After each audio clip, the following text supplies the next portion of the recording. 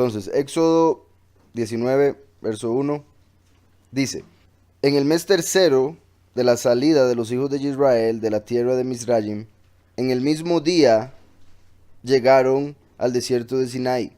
Recuerdan que el tercer mes es Sivan, que es cuando se cumple Shavuot, la fiesta de semanas. Entonces, en el mes tercero de la salida de los hijos de Israel de la tierra de Misraim. También recuerden que el número 3 está conectado con Yahushua directamente, en sí con su sacrificio y resurrección, con el tiempo que duraría muerto. Entonces aquí estamos viendo que en el mes tercero de la salida de los hijos de Israel llegaron a este lugar 3 meses. Podemos esperar entonces que se dé vida a algo, que se dé algo nuevo, que Yahweh traiga algo para el pueblo, porque ya han pasado un periodo de 3 ciclos. En el mes tercero de la salida de los hijos de Israel de la tierra de Misraim, o sea, de la tierra de aflicción, en el mismo día llegaron al desierto de Sinaí. Habían salido de Refidim y llegaron al desierto de Sinaí y acamparon en el desierto. Y acampó allí Israel delante del monte. Entonces, en el tercer mes, como ya dije, el tercer día o el número 3 representa estabilidad. Por eso una silla, si no tiene 3 patas, se cae. También un cordón de 3 dobleces, ¿verdad? Es más resistente. Entonces, el número 3 representa estabilidad, fuerza. Y como dije, por el hecho de que Yahushua murió y resucitó a los 3 días, vida nueva, resurrección y el Mesías en sí. Aquí estamos viendo, después de 3 periodos, meses, llegaron al monte Sinaí, que como sabemos es donde reciben la Torá, el pacto. Entendiendo entonces nosotros que a través de Yahushua, los 3 días y 3 noches en la tumba, nosotros recibimos el pacto a través de su sangre. Entonces habían salido de Refidim y llegaron al desierto de Sinaí y acamparon en el desierto, y acampó allí Israel delante del monte. Y Moshe subió a Elohim y Yahweh lo llamó desde el monte. Vean que no dice Moshe subió el monte, dice subió a Elohim. Él fue a buscar la presencia de Yahweh. Además también, como sabemos, los montes representan reinos. En este caso, este representa el reino de Yahweh. Entonces, él, al subir el monte, está subiendo a ver a Yahweh. También vean qué interesante, como dice este verso. Y Moshe subió a Elohim y Yahweh lo llamó. Él subió a Elohim y Yahweh lo llamó. Como sabemos, Yahweh se manifiesta como Elohim. También Yahweh se manifiesta a través de los Elohim, siendo Elohim un título que no solo se aplica para el Todopoderoso, sino que también se aplica para ángeles. Por eso recuerdan que de Moshe se dice que él recibió la Torá de uno, pero por medio de varios ángeles. Por eso fue que Moshe dice que le vio cara a cara, porque él vio al ángel cara a cara, porque no hay hombre que pueda ver a Yahweh y seguir viviendo. Él vio ángeles, malachim. Por eso aquí dice, él subió a Elohim, él subió a ver a Elohim, pero el que le habló fue Yahweh. ¿Sí me explico? Era la voz de Yahweh hablando a través de ángeles.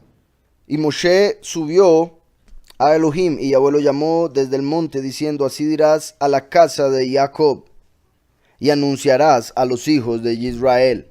Como sabemos, Jacob es Israel, se le agregó un nombre, se le dio un nombre como, bueno, en cierta forma como premio, pero también tuvo que ver con el hecho de que él tomó la bendición que Yitzhak le iba a dar a Esaú.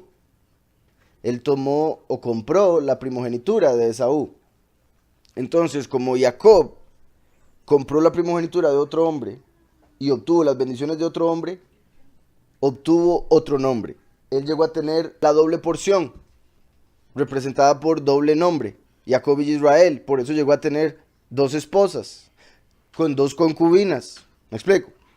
Entonces, esto se puede entender en el término más literal, como al decir la casa de Jacob y los hijos de Israel, se puede entender como que está diciendo los hijos que vinieron a través de Raquel y los hijos que vinieron a través de Lea. En un sentido espiritual, lo que está diciendo es: háblale a los muchos y a los pocos, a los justificados y a los salvos. Recuerden, cuando Jacob recibió el nombre de Israel, fue el hecho de que él se elevó al pelear contra hombres y vencer, al pelear contra un Elohim o contra Elohim y vencer. Entonces se le dio el nombre de Israel, quien contiende contra el poderoso, contra Elohim, o también se traduce como el príncipe de Elohim o el que reinará como Elohim. Entonces, cuando él recibe el nombre, era que estaba siendo elevado espiritualmente, como por ejemplo, bendito sea el Padre, nosotros después de haber creído, una vez que confesamos a Yahushua como soberano, Yahweh nos elevó, puesto que nos dio más conocimiento, nos acercó más a Él, a su voluntad, etc. Entonces es como al recibir el nombre, uno es elevado. Jacob recibió el nombre y fue elevado. Nosotros recibimos el nombre del Hijo y Yahweh nos elevó. ¿Está claro ese punto? Entonces, cuando dice la casa de Jacob, se refiere a los muchos que no tienen el nombre del Hijo, pero creen, tienen la justificación. Y cuando habla de Israel, se refiere a los que tienen el nombre, lo confiesan y por ende tienen la salvación. En el sentido más literal son los hijos de Lea y los hijos de Raquel. Dice entonces, así dirás a la casa de Jacob y anunciarás a los hijos de Israel. Vean qué interesante, uno es casa, otro es hijos. ¿Cuál es la diferencia? Casa de Israel, como recuerdan, el templo de Yahweh es la casa de Yahweh. Y en el templo hay tres partes. El patio, el lugar puro y el lugar purísimo. El lugar puro, que es en sí la casa, porque el patio obviamente es lo que estaba afuera. La casa era el templo. La casa representa a los muchos, que son justificados. Los que son naciones se quedan en el patio, los que son justificados entran a la casa. Y los que son hijos entran al lugar purísimo, la alcoba nupcial, como en las bodas del Cordero. Recuerdan, los invitados son los muchos. Cuando va a haber una boda, se invita a toda la casa, toda la familia, pero solo se casan dos personas. Bueno, depende de cómo sea la boda, ¿verdad? Se casan el hombre y la mujer y esos son los dos que se unen. El resto de invitados están ahí celebrando con ellos. Entonces, los muchos, la casa, son los invitados a las bodas. La iglesia escogida es la que se casa con el Cordero, que es, por ende, de donde vienen los hijos. Entonces, la casa de Jacob, los hijos de Israel. Unos son pueblo, otros son hijos. Y eso lo podemos ver, que ya lo he mencionado muchas veces, pero es un verso que no me canso de leerlo, en Juan 1, desde el verso 11. A lo suyo vino, pero los suyos no lo recibieron. Mas a todos los que lo recibieron, a quienes creen en su nombre, les dio potestad de ser hechos hijos de Yahweh. A quienes creen en su nombre, les dio potestad de ser hijos. Si no creen en el nombre, no pasa el nivel de hijo. Se queda como pueblo. Está claro, se queda como casa de Jacob. No entra a ser hijo de Israel. Espero esté quedando claro ese punto. Entonces, a quienes creen en su nombre les dio potestad de ser hechos hijos de Yahweh. Aquí vemos que Yahweh le está diciendo, así dirás a la casa de Jacob y anunciarás a los hijos de Israel. Vosotros visteis lo que hice a los egipcios y cómo os tomé sobre alas de águila y os he traído a mí. En la historia, lo que llevamos hasta el momento, aún Midrash, lo que quiera leerse, ¿hay algún lugar donde aparezca que el pueblo de Israel, los 600,000 cabezas de hogar con todas sus familias y ganado, volaron por los aires? No lo hay. Pero aquí Yahweh dice, visteis lo que hice a los egipcios y como os tomé sobre alas de águila y os he traído a mí. Yahweh está usando ahí una metáfora. Está hablando espiritualmente. Usó las alas del espíritu, la Ruach HaKodesh, para guiarlos y llevarlos, impulsarlos a donde estaban. Eso es lo que quiere decir. No quiere decir que literalmente volaron. Pero como cuando un ave vuela de su nido, así Israel salió de Egipto, que se había convertido en su nido o en su prisión más bien. Imagínense más bien un ave volando de la jaula. Nunca más va a querer ver esa jaula. Así es como Israel y nosotros debemos ser con respecto al pecado que nos tenían jaulados. Pensábamos que era una casa, una mansión, por más grande que sea la jaula, es una jaula. Entonces Israel salió volando. ¿Por qué explico esto? Vamos a Apocalipsis 12. Verso 14, hablando de la iglesia escogida, una vez que huye, como Lot huyó de Sodoma y Gomorra, Yahweh a través de Yahushua le dijo a los discípulos, cuando vean a la abominación desoladora, huyan a los montes. Entonces cuando vean al falso Mesías, en vez de correr hacia él, como va a ser el mundo entero, corran en dirección contraria hacia las montañas. Y dice aquí, pero se le dieron a la mujer las dos alas de la gran águila para que volara de delante de la serpiente al desierto, a su lugar donde es sustentada por un tiempo, tiempos y la mitad de un tiempo.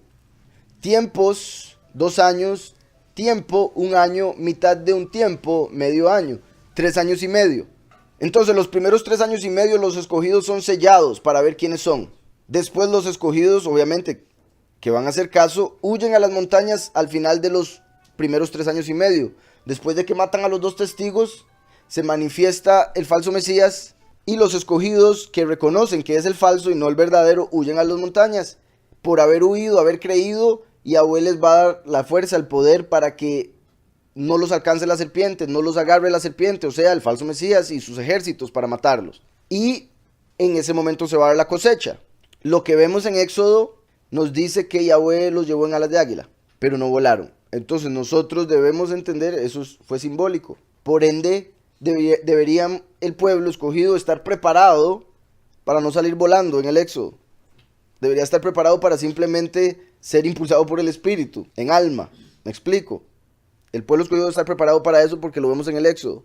Sin embargo, una gran posibilidad, por lo que vemos en Corintios, de que la transformación, dice, y los escogidos serán reunidos con Mashiach en las nubes, y sabemos que el cuerpo nuevo es como ángel, etc.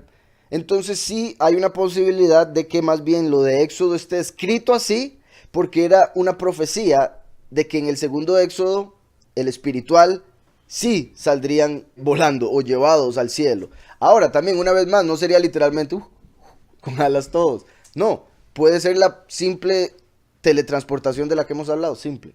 Sí, me explico. Viajar como a la velocidad de la luz, con solo el pensamiento, porque ya tendríamos cuerpos de luz, y Yahushua podía desaparecer y aparecer cuando él quería, y no era como que desaparecía para que no lo vieran, simplemente desaparecía porque se iba para otro lado.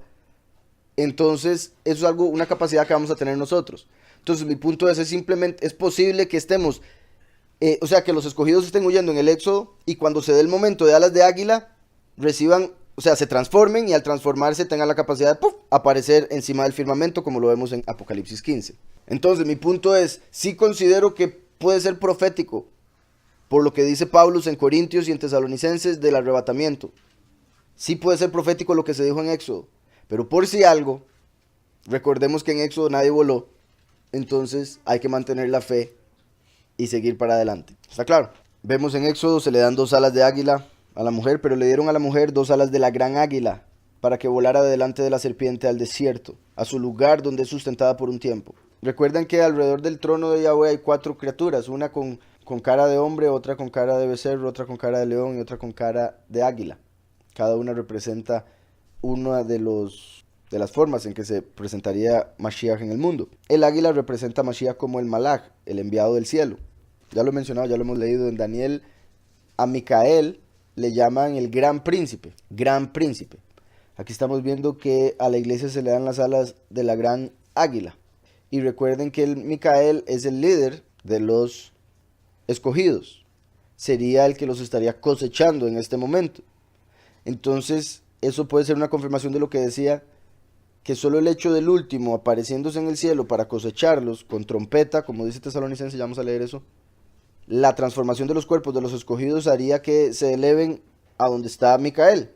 Por ende sería recibir el poder que tiene Micael como para poder elevarse. Las alas de la gran águila, del gran Malach, el Malach de Yahweh. Como si en ese momento los 144,000 que siguieron al testigo como Moshe, antes de su muerte y resurrección, ahora reciben un cuerpo similar al de testigo como Moshe después de la muerte y resurrección, y por ende ya pueden volar o desaparecer de esta realidad. Ese es el punto. Primera de Tesalonicenses 4, verso 16, dice: y Yahweh mismo con voz de mando, vemos aquí, y Yahweh le habló. Aquí vemos Yahweh mismo con voz de mando, con voz de arcángel, o sea, Yahweh a través de un arcángel. ¿Cuál es ese arcángel? Micael. Con voz de arcángel y con trompeta de Yahweh. ¿Cuál es esa trompeta? La séptima, porque según el mismo Pablo en Corintios es la última trompeta, y en Apocalipsis vemos hay 7, por ende la última es la séptima. Dice, descenderá del cielo. ¿Por qué? Porque ya había muerto, resucitado y ascendido, como lo vemos en Apocalipsis 11. Entonces los muertos en Mashiach resucitarán primero. Luego nosotros, los que vivimos, los que hayamos quedado, seremos arrebatados juntamente con ellos. Ese arrebatados es cuando toman las alas de águila, los escogidos. Con ellos en las nubes, como un águila, para recibir al soberano en el aire. Y así estaremos siempre con el soberano. Por tanto, alentaos los unos a los otros con estas palabras. Alentaos los unos a los otros. Entonces, vuelvo a Éxodo. Entonces decía, así dirás a la casa de Jacob y anunciaréis a los hijos de Israel. Vosotros visteis lo que hice a los egipcios y cómo os tomé sobre alas de águila y os he traído a mí. Os he traído a mí. El pueblo no voló y llegó a la base del monte. Ni siquiera fueron arriba, no se les permitió. Entonces, Elohim es como que está diciendo que él está entronado en el monte Sinaí y simplemente los hizo llegar a él, ante el trono. En el sentido histórico de este momento, pero en el sentido espiritual está confirmando lo que vemos en el segundo Éxodo. Durante la transformación, son llevados a las nubes y en ese momento ya están los escogidos en la presencia de Yahweh. Y por eso dice, los he traído a mí. Porque en ese momento ya va a ser literal en todo aspecto, que la iglesia va a estar frente a Elohim, frente a Yahweh. Ahora pues, si diereis oído a mi voz y guardareis mi pacto, vosotros seréis mi especial tesoro sobre todos los pueblos, porque mía es toda la tierra. Vean esto, aquí hay una cláusula. Aquí no está diciendo yo los escogí, punto. Está diciendo, si dieres oído a mi voz, la voz es el último. O sea, desde el principio Yahweh está diciendo, si escuchan al último, y después dice, y guardaréis mi pacto. ¿Cuál es el pacto? El que hizo Yahushua el primero con su sangre, que cuando llegó al Pesaj, él dijo, esta es la sangre del nuevo pacto que es derramada por los muchos. Entonces quiere decir, si escuchan al último y guardan lo que hace el primero, lo que dijo el primero, van a ser hijos, especial tesoro. Vamos un momento a Sofonías. El nombre de Sofonías, el profeta Sofonías, en realidad se pronuncia Sefaniyahu. Sefaniyahu, que quiere decir el tesoro de Yahweh. El tesoro de Yahweh. Los nombres tienen muchísima importancia, no solo el nombre del Padre, aún el nombre nuestro, por algo se nos dio, por algo el significado, etc. Los nombres de los profetas igual. Entonces, como sabemos, el título de un libro de un profeta es el nombre del profeta. ¿Verdad? Como acabo de decir, vamos al libro de Sofonías. Y eso no es casualidad. Yahweh le puso el nombre Sefaniyahu a este hombre por algo. Él representa el tesoro de Yahweh. Y él va a hablarle al tesoro de Yahweh. Acabamos de ver en Éxodo que dice, vosotros seréis mi especial tesoro. Y después hizo un libro que se llama El tesoro de Yahweh. Entonces ahí podemos encontrar conexiones. Solo voy a ver una, pero mi punto es, eso se puede hacer con todos los profetas. Por ejemplo, recuerdan con Hageo o Hagai, que quiere decir mi fiesta. Y ahí vimos todas las conexiones. Ahí estaba hablando de una fiesta, estaba profetizando de la fiesta de Hanukkah y estaba también mencionando cuándo nació Yahushua, o sea, el cumpleaños de Mashiach. Y repito, eso se puede hacer con todos los demás profetas. Entonces, en Sofonías hay varias profecías muy interesantes. Por ejemplo, Sofonías 1:14 dice, cercano está el día grande de Yahweh, cercano, muy próximo. Amargo será el clamor del día de Yahweh, hasta el valiente allí gritará. Entonces vemos que tiene que ver con el fin de los tiempos, cuando el tesoro de Yahweh va a ser guardado, protegido y llevado a él. Dice el verso 18, ni su plata ni su oro podrá librarlos en el día de la ira de Yahweh, pues toda la tierra será consumida con el fuego de su celo, porque él exterminará repentinamente a todos los habitantes de la tierra. Ya para ese momento, para exterminar a todos los habitantes de la tierra, tiene que haber sido sacados los escogidos, como para ya empezar a destruir en general. ¿Y por qué me gusta? Porque, por ejemplo, los más impíos del mundo, los más pecadores, los más malvados, son los que más dinero tienen en el mundo. Y ellos por todo este tiempo han hecho lo que les da la gana porque pueden comprar abogados, pueden comprar jueces, pueden comprar la policía, todo. Por eso aquí Yahweh dice, va a llegar un momento donde no importa cuánto oro tengan, no les va a servir de nada. De nada les va a servir, no les va a poder defender, no les va a poder... Porque no van a poder comprar a Yahweh, no van a poder comprar en el juicio final al juez. Ni su plata ni su oro podrán librarlos. Vean el 12 de ese mismo. Acontecerá en aquel tiempo, o sea, fin de los tiempos, que yo escudriñaré a Jerusalén con linterna. Con linterna, o sea, una lámpara. Yahushua vino y dijo, yo soy la luz. Ahora el último es una linterna, porque a través de él pasa la luz. Y viene como el último a escudriñar la tierra y a los que dicen ser israelitas. Que yo escudriñaré a Jerusalén con linterna y castigaré a los hombres que reposan tranquilos como el vino asentado, los cuales dicen en su corazón, Yahweh ni hará bien ni hará mal. Hoy en día, ¿cuánta gente está diciendo esto? Claro, no dicen Yahweh, pero ellos dicen, no, no va a haber fin de los tiempos, no va a haber apocalipsis, esta cuestión va a seguir para siempre, así es todo, de evolución y bu. Descansan tranquilos sobre sus heces, imagínense cuán gráfico. Y lamentablemente, espiritualmente, eso es lo que uno ve. Están en eso espiritualmente y no quieren salir. Les gusta. Como un cerdo que le gusta el barro, le gusta la cochinada, lo bañan y se vuelve a meter. O el perro que se come el vómito. En Sofonías 1:4 dice, extenderé mi mano contra Yahudá y contra todos los habitantes de Jerusalén. Oigan, exterminaré de este lugar los restos del Señor. Aquí dice Baal, ¿verdad? Pero Baal es el hebreo de lo que en español es Señor. Entonces, exterminaré los restos del Señor y el nombre de los ministros idólatras junto con sus sacerdotes. Pregunto yo, ¿los católicos sacerdotes son idólatras? Sí, todo el mundo lo sabe. Entonces, aquí está hablando de ministros idólatras. Y va a destruir el nombre de los ministros idólatras. No quiere decir que si Francisco le va a destruir el nombre de Francisco. Pues sí, también. Pero se refiere al nombre que Francisco adora. ¿A quién adora Francisco? Al ídolo de Jesús. Y Jesús es el nombre del Señor. Cuando ellos dicen el nombre del Señor, se refieren al nombre de Jesús, a veces el nombre de Jehová. Entonces, vean eso. Extenderé mi mano contra Yahudá y contra todos los habitantes de Jerusalén. Exterminaré de este lugar los restos del Señor y el nombre de los ministros idólatras. O sea, los restos del Señor y el nombre que adoran estos sacerdotes idólatras. Y bueno, en realidad sí, podría seguir leyendo y leyendo. De aquí voy a leer este último que siempre también me gusta mencionarlo con respecto a lo del nombre. Sofonías 3:9 dice, en aquel tiempo devolveré yo a los pueblos. No solo está diciendo a mi pueblo, no solo está diciendo a Israel, está diciendo a los pueblos general. En aquel tiempo devolveré yo a los pueblos pureza de labios. ¿Por qué? Porque en el tiempo de la Torre de Babel, Yahweh confundió las lenguas, los lenguajes, y por eso hay tantos idiomas en el mundo. Pero en el fin de los tiempos, Yahweh va a empezar a traer todo a un solo idioma, el hebreo. En aquel tiempo devolveré yo a los pueblos pureza de labios, para que todos invoquen el nombre de Yahweh. ¿Para qué va a dar pureza de labios? Para que invoquen el nombre de Yahweh. Eso es lo más importante. A partir de ahí, todo lo demás es importante, pero lo más importante es invoquen el nombre correctamente. Cuando uno le dice a alguien lo del nombre, yo no voy a aprender hebreo solo, o yo soy tico, o yo hablo español, todas las excusas. Como si para aprenderse un nombre fuese necesario aprender todo un idioma.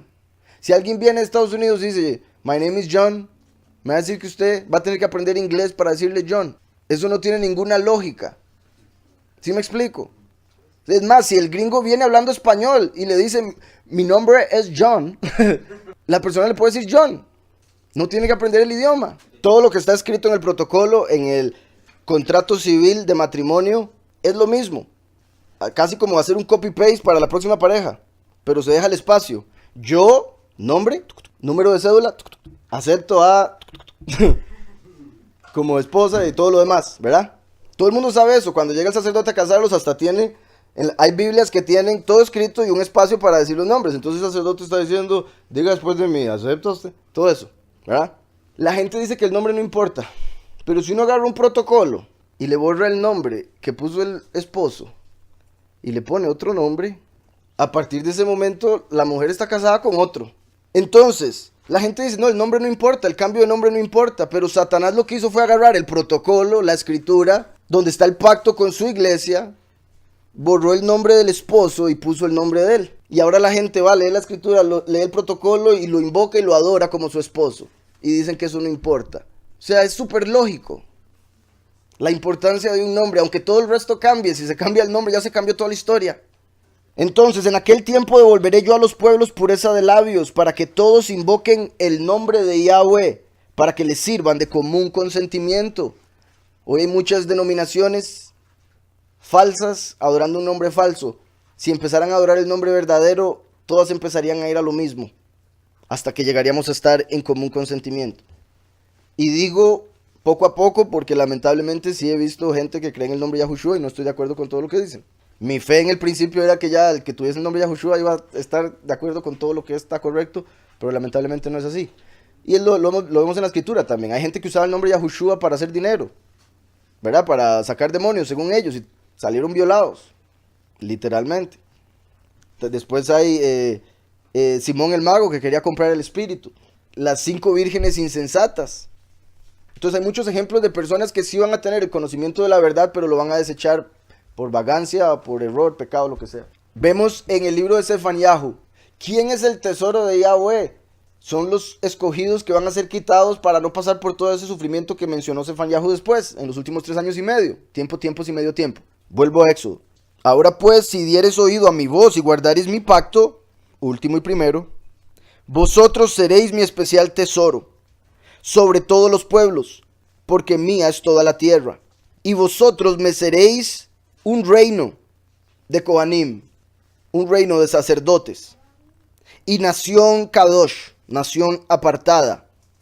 Estas son las palabras que dirás a los hijos de Israel. Entonces, vean, el mensaje en realidad fue bastante corto, fue directo al punto. Menciona al último, al primero, después dice, y vosotros me seréis reino de Kohanim. Vamos un momento a Apocalipsis 1:6. Aquí le está diciendo al pueblo entero, ustedes serán un reino de Kohanim. No les está diciendo, y los levitas serán un reino de Kohanim.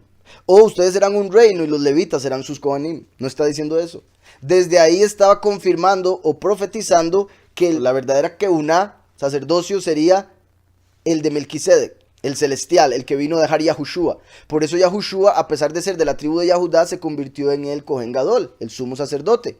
Y a través de él nos volvemos nosotros en sacerdotes según el orden de Melquisedec.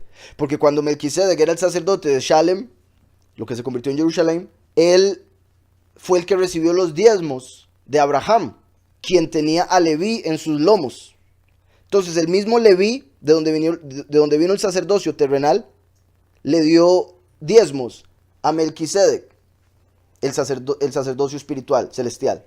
Entonces aquí está confirmando Yahweh diciéndole que todos serían sacerdotes a través de Yahushua HaMashiach y oír la voz.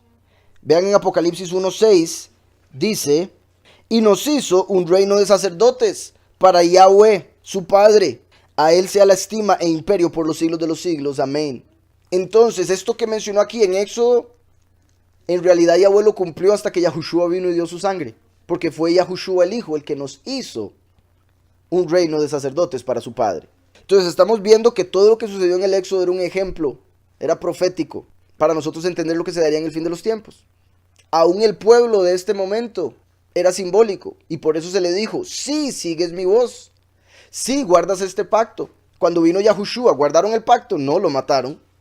Entonces, por eso, todo el que cree en Yahushua se convierte en israelí, porque en Yahushua no hay judío ni griego, no hay hombre ni mujer, no hay esclavo ni libre, todos somos uno en él. Después en Apocalipsis 5:10, nos ha hecho para nuestro Elohim un reino de Kohanim. Nos ha hecho para Yahweh nuestro Elohim un reino de Kohanim. Fue Yahushua el que nos convirtió en ese reino. Aquí era apenas anunciando lo que sucedería. Y mi punto con lo que dije del pueblo que era simbólico, porque aquí todos eran genéticamente hijos de Jacob, pero la genética no salva a nadie. La carne no salva a nadie. Yahushua lo dijo, es necesario nacer de nuevo. Carne y sangre no heredarán el reino.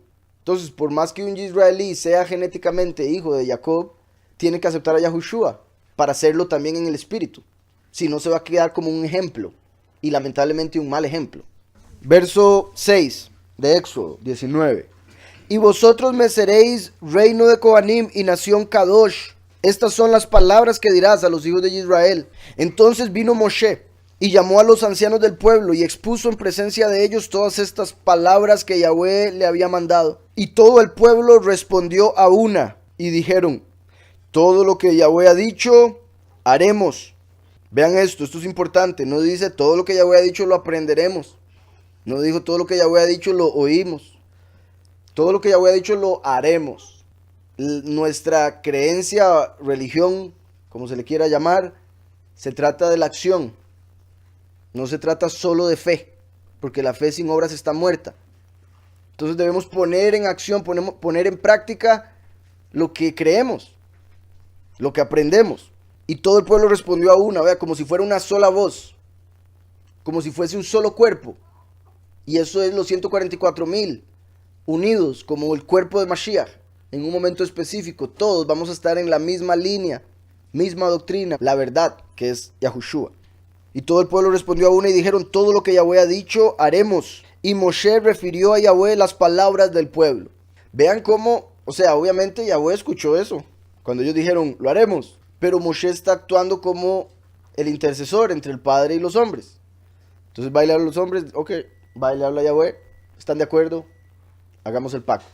Y eso lo digo porque es el rol de Mashiach, primero y último, ser intercesor, mediador entre el Padre y el pueblo. Y aquí lo estamos viendo con Moshe, ¿verdad? Como sabemos, en el desierto no hay nadie viviendo, no hay naciones viviendo. O sea, llega gente tal vez a acampar o a morir o a escaparse, pero no es un lugar donde sea normal vivir, ¿verdad? Uno vive en ciudades, normal, bueno, en ese tiempo, hoy en día ya hay otro tipo de lugares donde se vive, pero lo salvaje, lo desértico es donde están los animales.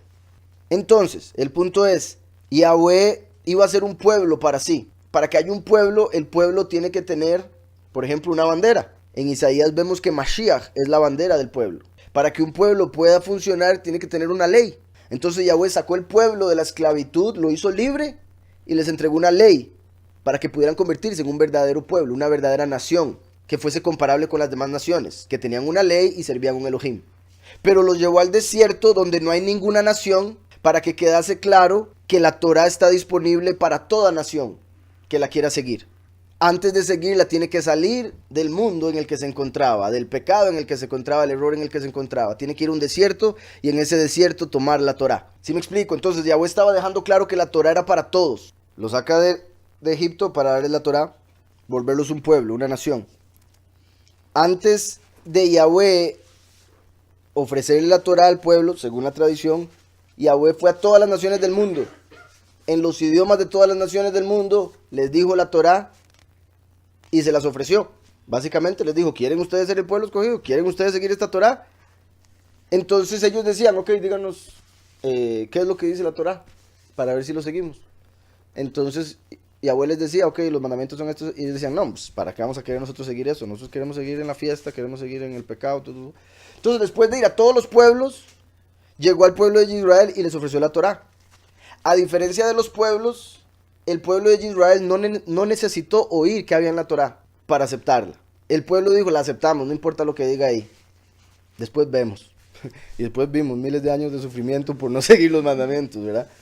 Pero en sí, el punto era, Yahweh estaba buscando un pueblo que estuviese dispuesto a cualquier cosa por ser el pueblo escogido. Entonces el pueblo dijo, sí, nosotros escogemos la Torah sin haberla leído, sin saber lo que la Torah decía. Las naciones querían saberlo para ver si la seguían. Cuando la escuchaban decían no. Pero eso mismo mostraba por qué son las naciones. Y el hecho de que el pueblo sí escogió la Torah sin escuchar lo que había ahí, muestra por qué somos el pueblo. ¿Sí me explico? Como cuando Abraham le dijo a Yahweh, ¿cómo voy a saber que lo que usted me está prometiendo es cierto?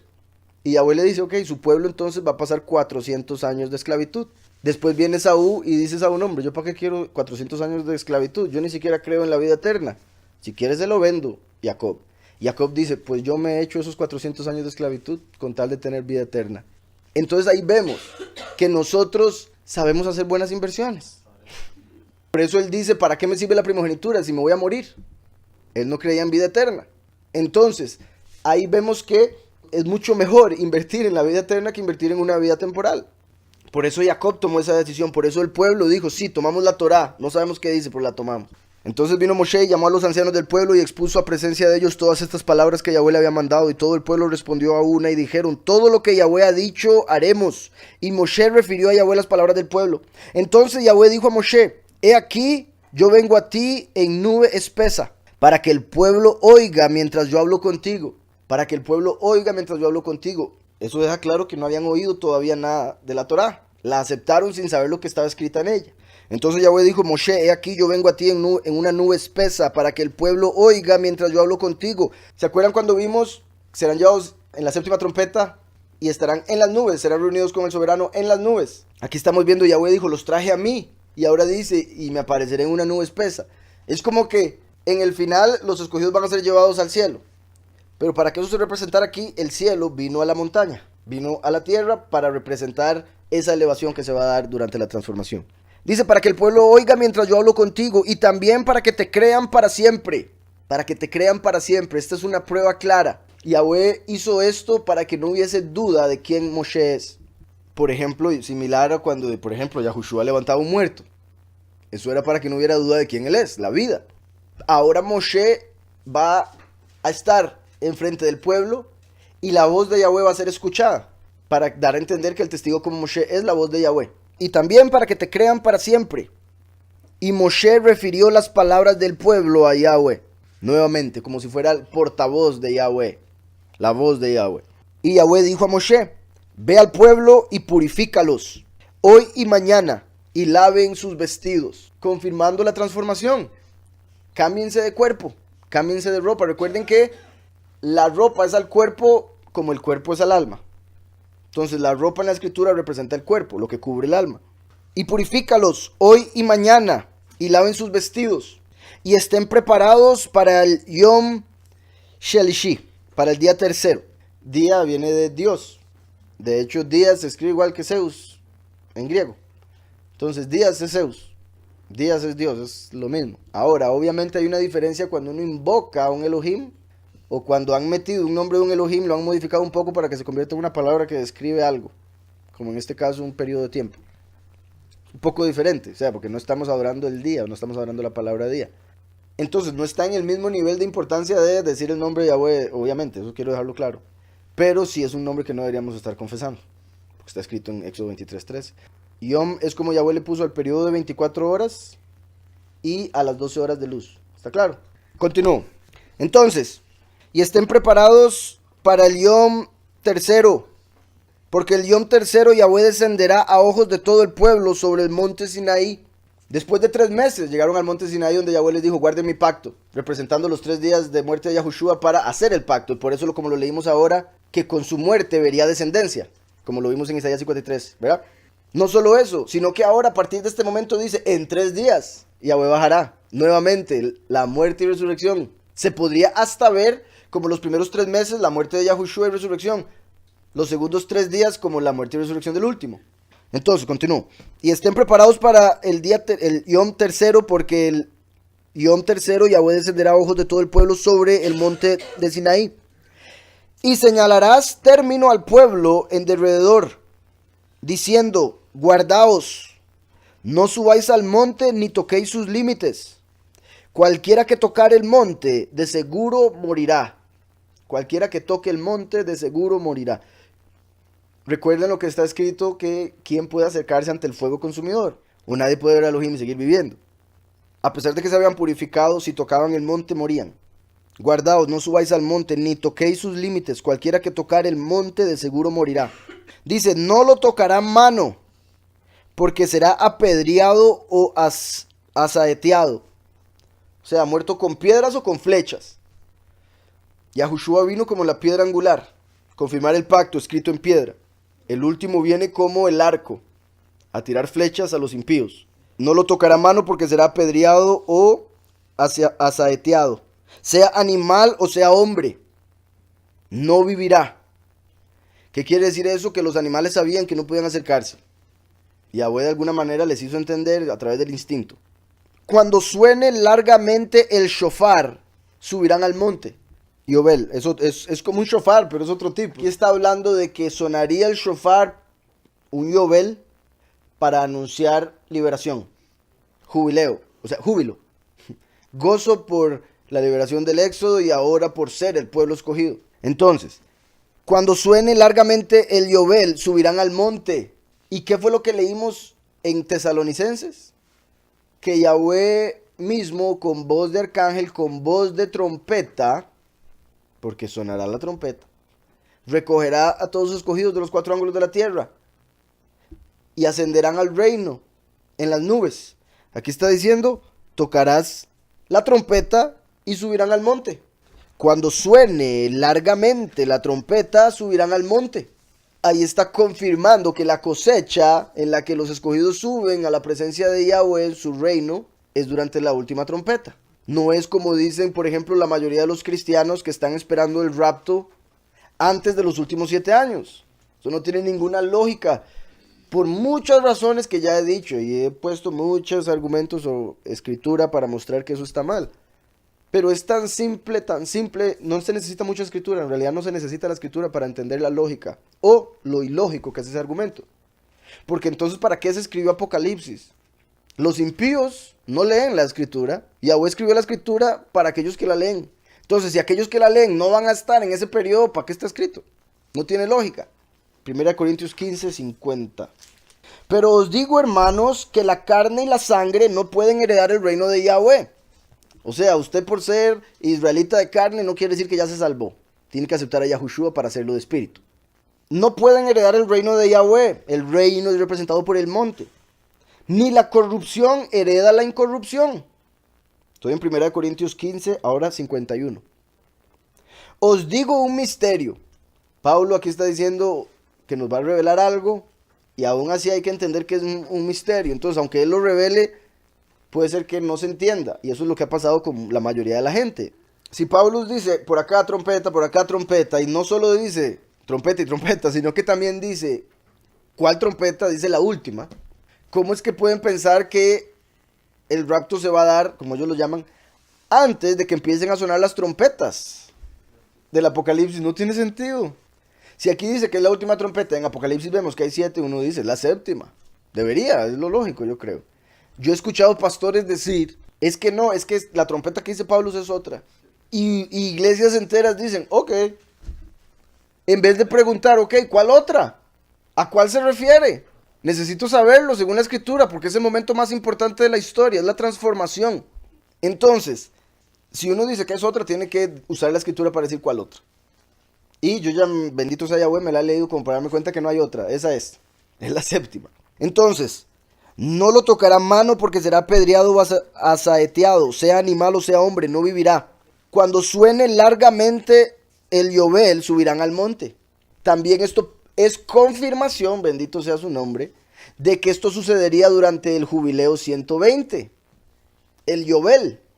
Recuerden que Yahweh le dijo a Noah que la vida del hombre serían 120 años, lo cual también se interpreta como la vida de la humanidad serían 120 jubileos, desde Adán hasta el último.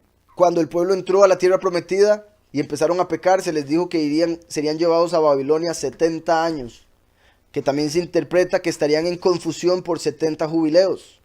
Después viene Yahushua, muere, resucita y se va, y nos dice que va a volver después, bueno, esto se entiende, después de 40 jubileos, 2000 años. Entonces, aquí menciona el jubileo como dando a entender, una vez que llegue el jubileo 120 se va a dar la liberación. Verso 14, dice, y descendió Moshe del monte al pueblo, y purificó al pueblo, y lavaron sus vestidos. Vean cómo desciende Moshe, purifica al pueblo y ellos lavan sus vestidos. Se puede entender como el testigo con Moshe bajando para dar la doctrina verdadera y que así se purifiquen para que puedan recibir el cuerpo nuevo. O por último, durante la cosecha misma. ¿Se acuerdan que vimos? Soberano mismo descenderá. Aquí lo acabamos de ver. Descendió Moshe. Ese es ese momento. Sonó el Yobel. Descendió Moshe. Confirmando que el que cosecha es el último después de su resurrección. Testigo como Moshe. Asciende para recibir autoridad. Desciende para cosechar a los escogidos. ¿Sí se entiende? Entonces, donde desciende es para llevarse a los suyos y al transformarlos les cambia la ropa, el cuerpo. Y descendió Moshe del monte al pueblo y purificó al pueblo y lavaron sus vestidos. Vean cómo lo purificó. O sea, es como si el mismo Moshe fue el que lo purificó. Obviamente él les dijo qué hacer y ellos fueron y lo hicieron. No es como que los bañó a todos. El testigo con Moshe da la prédica y el que hace caso se purifica espiritualmente ante el Padre. O el hecho de que la muerte y resurrección del testigo como Moshe ya va a haber sucedido. Y ese evento va a purificar a aquellos que tengan fe en su doctrina. Igual como nos purifica el tener fe en lo que enseñó Yahushua. Pero lo que enseña el último es que lo que dijo Yahushua está bien. Y descendió Moshe del monte al pueblo y purificó al pueblo y lavaron sus vestidos. Y dijo al pueblo, estad preparados para el tercer día. No toquéis mujer. ¿Por qué dice eso? Recuerden que la mujer representa iglesias. Le está diciendo, cuidado se meten en una doctrina falsa antes de que yo llegue. Cuidado empiezan a seguir algo que no es. Cuidado cierran un pacto con alguien que no es. Cuidado se casan con un espíritu maligno. Como lo que hablé ahora del protocolo. Dice, no se metan con mujer 3 días para mantenerse apartados. Recuerden que cuando del hombre sale la semilla, queda impuro en la carne. Por eso estaba diciendo no se metan con mujer. Porque si tenían relaciones sexuales iba a salir semen del hombre y eso lo volvía impuro. ¿Está claro? Entonces, Apocalipsis 14, dice el verso 4. Estos son los que no se han contaminado con mujeres. Son estos que acaba de mencionar. A los que les digo, no se contaminen con mujeres. Y después dice, pues son vírgenes. O sea, ellos son las 5 vírgenes prudentes. Los escogidos son las vírgenes prudentes. ¿Por qué hablo masculino después femenino? Porque los escogidos son la iglesia, la novia, en las bodas del Cordero, el cuerpo de Mashiach. Entonces no se metieron con mujeres, por ende no se contaminaron, no se metieron con doctrinas falsas, en iglesias falsas. No se contaminaron con esa falsedad. Por eso la iglesia más falsa es la ramera. Entonces cuando uno se mete en una iglesia donde enseñan por dinero, se está metiendo con una ramera. Si usted sigue lo que ellos enseñan, invoca a quien ellos invocan, está teniendo sexo con una ramera, espiritualmente hablando. Entonces va a dar hijos de extraños, como lo menciona la escritura. Entonces aquí vemos, estos son los que no se han contaminado con mujer. ¿Qué dijo aquí Moshe? Estad preparados para el tercer día, no toquéis mujer. Tercer día, muerte y resurrección, que quede claro. Oseas 6, verso 1 y 2. Esto, Oseas está en el Antiguo Testamento, antes de que viniera Yahushua. Cuando Yahushua viene, él muere y resucita, los discípulos le preguntan, ¿ya vas a establecer el reino? Él les dice, no, porque no está para ustedes conocer los tiempos. Pablo dice, seremos arrebatados, los que estemos, se incluye. Eso se da una y otra vez porque ellos no conocían los tiempos. No conocían, no entendían parte de la escritura, porque aquí en Oseas, desde el Antiguo Testamento, ya estaba dicho que Yahushua vendría y se iría por 2000 años. Dice, venid y volvamos a Yahweh, pues él nos destrozó, mas nos curará. Nos hirió, mas nos vendará. Recuerden que Yahushua, el cuerpo de Yahushua es la iglesia. Entonces el cuerpo de Yahushua fue herido por la iglesia. Nos hirió, mas nos vendará. Después de 2 días nos hará revivir. 2 días, un día para Yahweh son como 1000 años. Después de 2000 años nos hará resucitar a los que estarían muertos después de 2000 años. Al tercer día nos levantará. Después del milenio viene el juicio final donde se levantan el resto de muertos que no habían sido resucitados aún. ¿Está claro? Entonces con lo que estamos viendo aquí es como si Yahweh estuviese diciendo, al tercer día voy a descender para dar la cosecha. Dice, aconteció que al tercer día, cuando vino la mañana, vinieron truenos y relámpagos. ¿Recuerdan? La voz de Yahweh es como un trueno. Cuando sonó un trueno y Yahushua estaba ahí, la gente dijo, mira, le habló un ángel. Y era que Yahweh le había hablado. Y Yahushua dijo, esta voz no me habló por mí, me habló por ustedes. O sea, era necesario que ellos escucharan la voz. Después, en Apocalipsis 6 dice, cuando se abre el primer sello, entonces vi que el Cordero abrió uno de los sellos, y oí uno de los 4 seres vivientes decir con una voz como de trueno, ven. Miré y vi un caballo blanco, el que lo montaba tenía un arco y le fue a dar una corona y salió venciendo y para vencer. Es el que va a salir vencedor, el último, el testigo como Moshe. ¿Quién lo anuncia? Una voz como de trueno. Voz como de trueno, es la voz de Yahweh. Esa voz de trueno no anuncia a los otros, por si algo. Entonces vinieron truenos y relámpagos, y espesa nube sobre el monte, y sonido de shofar muy fuerte. Ahí sí viene el shofar. Entonces es como si Yahweh estuviese diciendo, a través de lo que hemos leído, en el jubileo sonará el shofar. Cuando oigan el yobel, sonará el shofar. Y sonido de shofar muy fuerte, y se estremeció todo el pueblo que estaba en el campamento. Y Moshe sacó del campamento al pueblo para recibir a Elohim, y se detuvieron al pie del monte. Igual que cuando los 2 ángeles llegaron a donde Lot, y los ángeles sacaron a Lot para ir al monte. Vemos aquí, y Moshe sacó del campamento al pueblo para recibir a Elohim. Los escogidos van a tener que salir de sus casas e ir hacia los montes para verse con Elohim. Y se detuvieron al pie del monte. Todo el monte Sinaí humeaba, porque Yahweh había descendido sobre él en fuego. Todo el monte Sinaí humeaba porque Yahweh había descendido sobre él en fuego. Aquí está confirmando que esto representa la transformación. Cuando el último, el testigo como Moshe, va a descender para cosecharlos. ¿Por qué? Porque el último es el fuego consumidor. El primero es el agua de vida. Yahushua es el agua de vida. La segunda venida es el fuego consumidor. Aquí está bajando como un fuego, no está bajando como un río. ¿Recuerdan que hay 2 lugares donde hay algunos arqueólogos que dicen que es donde estaba el monte Sinaí? El verdadero monte Sinaí se dice que está en Arabia, otros dicen que está en otro lado. Y a los turistas los llevan completamente a otro lado. Entonces, donde llevan a los turistas no es. Después hay 2 lugares donde no llevan a nadie. Uno porque está completamente cerrado en Arabia Saudita. Lo tiene cerrado el gobierno. Parece ser que ellos sí saben el monte, lo que es. Y en ese lugar, además de que lo tienen encerrado el gobierno y no dejan a nadie entrar, no son como muros, son como mallas. Entonces sí se puede ver a través.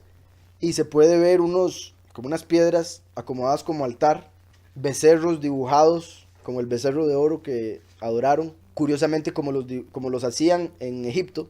O sea, ellos como que se trajeron los Elohim de Egipto y los siguieron adorando en el desierto. Y el método en el que hacían los ídolos en Egipto fue el que usaron para hacer el ídolo del becerro de oro. O sea, en sí el altar donde pusieron el becerro de oro. Por ahí igualmente se ve una piedra gigante partida, que se dice fue donde salió el río, que ya habíamos leído. Hay pilares, como los que se menciona que pusieron, 12 pilares. Claro, están todos despedazados, pero se nota que eran pilares originalmente, porque son así como cúbicos. Y el monte, que se dice que es el monte Sinaí, que como ya he explicado, es una misma base y arriba tiene dos cúspides, como dos jorobas del camello, de un camello, dos jorobas. Uno es Joreb, el otro es Sinaí. En Sinaí, la cúspide está completamente negra. La piedra está completamente negra y se pueden, o sea, es completamente notable. Uno ve la montaña de largo y se ve la cúspide negra como si hubiera una sombra y el resto de otro color. Y han estudiado las piedras y se han dado cuenta que hubo una transformación. Cuando las piedras pasan por un calor tan alto, una temperatura tan alta, que básicamente cambian su composición. Se vuelven como piedras volcánicas. Entonces, en ese monte donde no hay un volcán, está la cúspide completamente negra y las piedras son como piedras de volcán. Entonces hay muchas cosas que parecen indicar que ese es el verdadero monte Sinaí, en Arabia Saudita, repito. Muchos detalles. Y aquí estamos viendo eso. Sí, todo el monte Sinaí humeaba porque Yahweh había descendido sobre él en fuego. Y el humo subía como el humo de un horno, como el humo de un horno, horno de fuego. Y todo el monte se estremecía en gran manera. Dice, el sonido, en realidad aquí dice la voz, Bekol HaShofar, con voz de shofar, confirmando una y otra vez que el último es la voz de Yahweh y es quien toca la última trompeta, el shofar. La voz de shofar. Por eso Pablo dijo, con voz de trompeta, con voz de arcángel, con voz de shofar, Bekol HaShofar, iba aumentando en extremo, o el sonido del shofar iba aumentando en extremo. Moshe hablaba y Elohim le respondía con voz tronante. Y descendió Yahweh sobre el monte Sinaí, sobre la cumbre del monte, y llamó Yahweh a Moshe a la cumbre del monte, y Moshe subió. Y Yahweh dijo a Moshe, desciende, ordena al pueblo que no traspase los límites para ver a Yahweh, porque caerá multitud de ellos. Moshe sube y ya la gente que estaba abajo empezó a tener la opinión en su corazón que quizás se podía tocar, quizás se podían acercar. Vean lo que es. Que Moshe no había terminado de subir, ya le estaban diciendo, desciende y dígales que no toquen porque van a morir un montón. Estaba por morir una multitud porque iban a desobedecer. Repito, porque decían, de tal vez sí se puede. O sea, eso de que uno le da la mano y quiere agarrar el codo. Y Yahweh dijo a Moshe, desciende, ordena al pueblo que no traspase los límites para ver a Yahweh, porque caerá multitud de ellos. Y también que se purifiquen los Kohanim, que se acerquen a Yahweh. Y también que se purifiquen los Kohanim, que se acerquen a Yahweh, para que Yahweh no haga en ellos estrago. Estrago. Moshe dijo a Yahweh, el pueblo no podrá subir al monte Sinai, porque tú nos has mandado diciendo, señala límites al monte y sepáralo. Vean, como Moshe diciéndole, pero usted nos había dicho, yo ya les dije, que esto se puede tomar de varias formas. Gálatas 3:19. Entonces, ¿para qué sirve la Torá o la ley? Fue añadida a causa de las transgresiones. La ley no fue puesta para aquellos que obedecen. La ley fue puesta para aquellos que desobedecen. Por eso es tan drástica. Sigue la justicia, no la misericordia. La misericordia es para los que se arrepienten porque reconocen su error. Pero aquellos que no reconocen nada porque piensan que nunca se equivocan y todo lo hacen perfectamente y son muy buenos, muy buenas personas y tienen el cielo ganado, son los que se van a equivocar. Entonces, ¿para qué sirve la ley? Fue añadida a causa de las transgresiones. Oigan, hasta que viniera la descendencia a quien fue hecha la promesa, o sea, hasta que viniese Yahushua, la descendencia prometida de Abraham. Y fue dada por medio de ángeles. ¿Qué fue dada por medio de ángeles? La ley, la Torá. Por medio de ángeles. ¿No fue Yahweh? Sí, fue Yahweh, por medio de ángeles. Si yo mando un mensajero a dejar algo a otro lado, yo puedo llamar y decir, sí, ya le fue a dejar esa cuestión. Porque fue Yahweh el que dejó la Torá, pero mandó un mensajero. El mensajero en hebreo es malach, en griego ángelos, de donde viene ángel. Entonces, y fue dada por medio de ángeles en manos de un mediador. ¿Quién es ese mediador? Moshe. Moshe, fue dada en manos de Moshe, de parte de Yahweh, por medio de ángeles plural. Y el mediador no lo es de uno solo, pero Yahweh es uno. Yahweh Echad. Yahweh es uno, pero Moshe no fue mediador de solo uno. ¿Cómo? Y uno de ellos era Lucifer. De ahí viene la Torá oral, el Talmud, la interpretación de Lucifer de la Torá. Por eso los judíos siguen la Torá por la letra, no por el espíritu. Y ni siquiera, porque lo que siguen ahora es el Talmud, que supuestamente está basado en la Torá, pero en realidad no es ni siquiera así. Entonces, habían varios ángeles. Qué curioso, aquí Yahweh le dice, descienda, dígales que no se acerquen porque van a morir. Y Moshe le dice, pero ya les dije, usted me había dicho antes. Mi punto es como si hubiera bajado un ángel, le dice eso y después baja otro, que no sabe lo que se dijo, entonces lo vuelve a decir. ¿Sí me explico? Dice, Moshe dijo a Yahweh, el pueblo no podrá subir al monte Sinai porque tú nos has mandado diciendo señala límites al monte y sepáralo. ¿Usted cree que Yahweh no sabía eso? Por supuesto que sí, pero Moshe sintió que era necesario recordárselo. Y Yahweh le dijo, ve, desciende y subirás tú y Aarón contigo, los dos testigos. Ve y desciende y subirás tú y Aarón contigo. De hecho, vea que esta ya es la segunda vez que va a descender y no estamos hablando con la Torá. Ni siquiera ha empezado eso. Pero ya es la segunda vez que desciende, como si fuera la primera y la segunda venida. La primera descendió solo, como cuando Yahushua vino. Yahuhanán murió antes, para cerrar lo anterior. Ahora que viene por segunda vez, viene con Aarón, con el testigo como Eliyahu. ¿Está claro? Y Yahweh le dijo, ve, desciende y subirás tú y Aarón contigo. Mas los Kohanim y el pueblo no traspasen el límite para subir a Yahweh, no sea que haga en ellos estrago. ¿Por qué ni siquiera los Kohanim pudieron subir? ¿Recuerdan cuando Moshe llegó con Aarón a Egipto y les dijo, ya van a ser liberados? Voy a decirle al faraón, ¿quiénes me acompañan? Los ancianos dijeron, vamos. Pero donde empezaron a caminar les empezó a entrar el miedo. Donde empezaron a ver los guardas, los leones del faraón, dijeron, no, Moshe, si quieres lo esperamos aquí. Entonces no tuvieron el valor para entrar ante la presencia del faraón y decirle, deje ir a nuestro pueblo. Por eso Yahweh no les permitió entrar a la presencia de Yahweh. Como no siguieron a Moshe hasta el faraón, no pudieron entrar con Moshe ante Yahweh. ¿Está claro? Verso 25. Entonces Moshe descendió y se lo dijo al pueblo. Entonces Moshe descendió y le habló al pueblo.